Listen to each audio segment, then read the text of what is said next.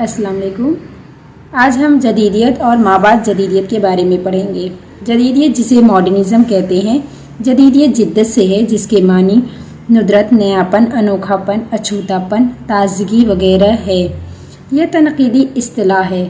جدت کا تعلق الفاظ اور اسلوب بیان سے ہے۔ چنانچہ جدت یا جدیدیت دو طرح کی ہو سکتی ہے، ایک اسلوب بیان کی جدت، دوسرے مضمون و معنی کی جدت۔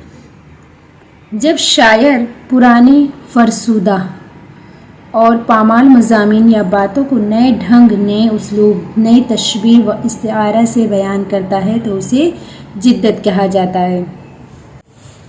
مابعد جدیدیت، پوسٹ ماڈرنزم۔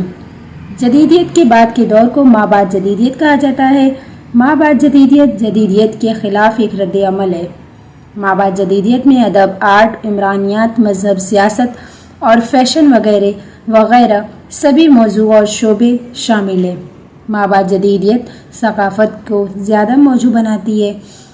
اس کے روح سے ہر ادب اپنی ثقافت کا عکاس ہوتا ہے۔